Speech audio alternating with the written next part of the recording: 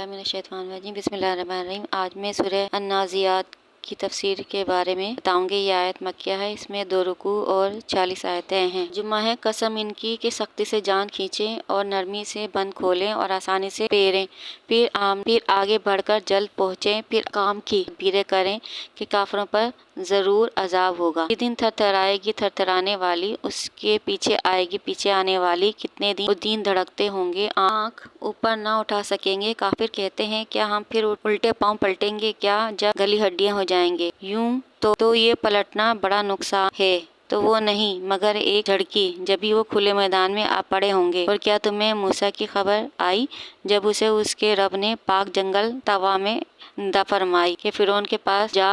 اس نے سر اٹھایا اس سے کہ کیا تجھے رغبت اس طرف ہے کہ ستھرا ہو اور تجھے تیرے رب کی طرف راہ بتاؤں کہ تو ڈال۔ پھر موسیٰ نے اسے بہت بڑی نشانی دکھائی، اس پر اس نے جھٹلایا اور نافرمانی کی، پھر پیٹ دی، اپنی کوشش میں لگا تو لوگوں کو جمع کیا، پھر پکارا، پھر بولا میں تمہارا رب ہوں سب سے اونچا۔ تو اللہ تعالیٰ نے اسے دنیا اور آخرت دونوں کے عذاب میں پکڑا۔ بے شک اس میں سیکھ ملتی ہے اسے جو ڈرے۔ تفسیر اس کی یہ ہے کہ ان فرشتوں کی قسم جو کافروں کے جسموں سے ان کی روح سختی سے کھینچ کر نکالتے ہیں، اور ان فرشتوں کی قسم جو مومنوں کے جسموں سے ان کی روحیں نرمی سے قبض کرتے ہیں۔ آسانی کے لیے بتاتی چلوں کہ جب حضرت عزرائیل علیہ السلام کسی مومن بندی کی روح قبض فرماتے ہیں تو اس کے ساتھ نرمی فرماتے ہیں۔ ایک دفعہ حضور اکرم صلی اللہ علیہ وسلم نے ایک انصاری صحابی رضی اللہ تعالیٰ عنہ کے سرانے ملکن موت کو دیکھا تو ان سے فرمایا میرے صحابی پر نرمی کرنا کیونکہ یہ مومن ہے۔ حضرت ملکن موت نے عرض کی یا نبی صلی اللہ علیہ وسلم خوش ہو جائیں، اپنی آنکھیں ٹھنڈی رکھیں، بے شک میں مومن کی روح نکالنے کے معاملے میں نرمی کرنے والا ہوں۔ اس آیت میں قیامت کے دن کا ذکر بھی ہے کہ جس دن قیامت کے دن سور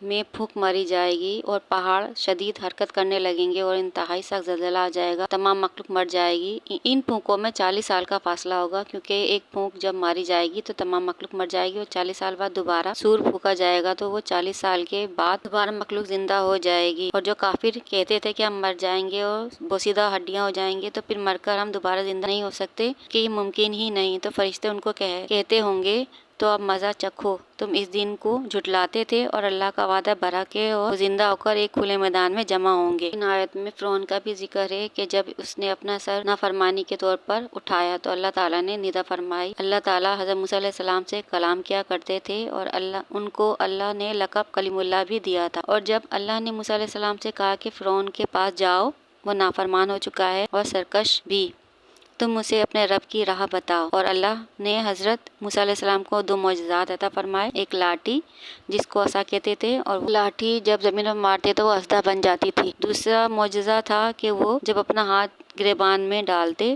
تو وہ چمکنے لگتا اور روشن ہو جاتا تھا۔ جب موسیٰ معجزہ لے کر فرعون کے پاس گئے اور اللہ کی وحدانیت بیان کی تو فرعون نے جھٹلایا اور اپنے آپ کو رب ظاہر کیا، نعوذ باللہ، تو اللہ نے اسے اپنے عذاب سے پکڑا۔ اور بے شک میں ایک سبق ہے، بے شک فرعون کے ساتھ جو کچھ ہوا میں اللہ سے ڈرنے والوں کے لیے عبرت ہے۔ اللہ مجھے اور تمام اہل مسلمان کو پناہ میں رکھے۔ تاریخ گواہ ہے جس نے بھی سرکشی میں سر اٹھایا اس کا انجام برائی ہوا، پھر بھی لوگ نصیحت نہیں پکڑتے۔ اب میں آپ سے اجازت چاہوں گی، بقیہ تفسیر اگلی ویڈیو میں بتاؤں گی، کیونکہ اب آیات بڑی بڑی ہیں تو ان کو میں پارٹ میں تقسیم کر کے بیان کرتی ہوں۔ تفسیر بتانے میں کوئی غلطی ہوئی تو معاف فرما دیں۔ اب مجھے اجازت دیں، اللہ نگہبان۔